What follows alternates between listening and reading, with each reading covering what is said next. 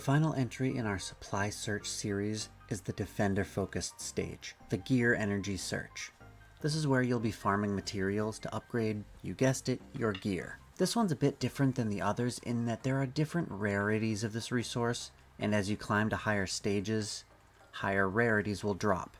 Below level 23 you will get rare and neutral, and starting at level 23 you'll have a chance of dropping SR. You'll also be able to buy these chips from the general shop. Before I go any further, if this is your first time here, welcome to the channel. I'm Shrike. I cover gacha games. The extent to which I cover them will largely depend on whether I think it's worth my time or not. So if you like gacha games, or this game in particular, hit the subscribe button so you don't miss out on any of my videos. Okay, so without further ado, let's jump right into the defender search. As the name implies, it wants you to pile on the defenders. 2 prior to level 21, and 3 after it, as per standard. Okay. Meet Mr. Gigantus.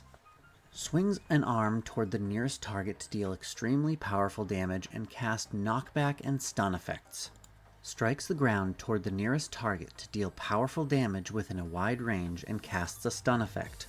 Release an energy flame toward all enemies for a certain period of time to continuously deal powerful damage and reduce the EP. 1 and 10 seconds after the battle starts, it becomes enraged, dealing extremely powerful damage and casting a knockback effect. Greatly reduces damage taken and makes this boss immune to CC effects. Deals damage to nearby enemies every second and increases the boss's groggy gauge based on the number of targets that take damage. When the gauge is full, the boss enters a groggy state, significantly increasing damage taken. The boss takes an enormous amount of damage upon entering the groggy state for the first time. So we're going to be making a 2-tank team, but I'll give you an option for the 3rd for the higher levels.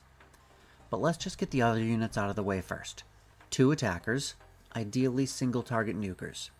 Core doesn't matter, so I'm using Isabella and Sia. Isabella for her extreme prejudice against bosses, and Sia because she's just great at everything. And then just your best healer, ideally Ryu, but whatever you've got. Okay, now for the tanks. The first one will be Itis, of course, no brainer. Her whole kit is filled with ways to put shields on your team, and this guy will be hurling AoEs at you like crazy, so you'll need them. The second one took me some playtesting though. I couldn't decide between Melissa and Daria. What about Snowprill, you ask? Half her kit is freeze effects, which don't work on bosses. Ambrosia is another option if you want a hybrid DPS tank, but as we already have 2 DPS, I think we'd be better off with a dedicated tank. I eventually settled on Daria due to her passive team damage reduction and damage output buffs, and the ever so fun counterattack link with her Blossom ultimate, which will punish the boss for attacking her. Though Melissa will be my recommended 3rd choice for the 3-tank team.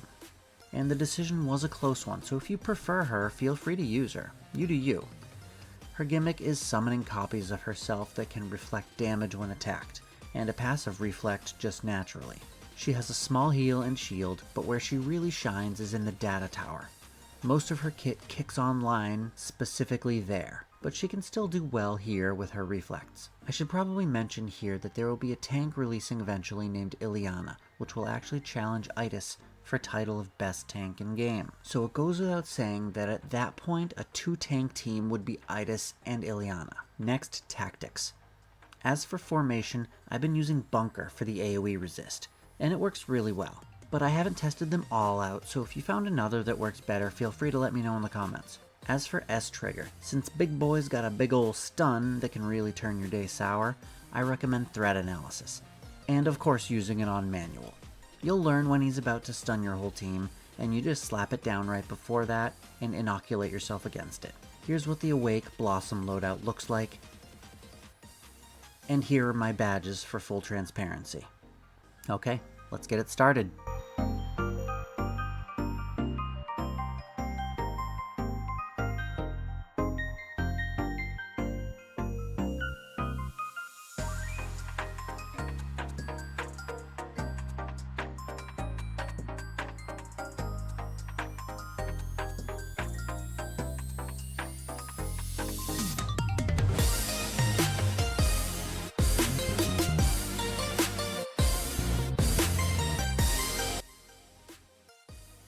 And there you have it.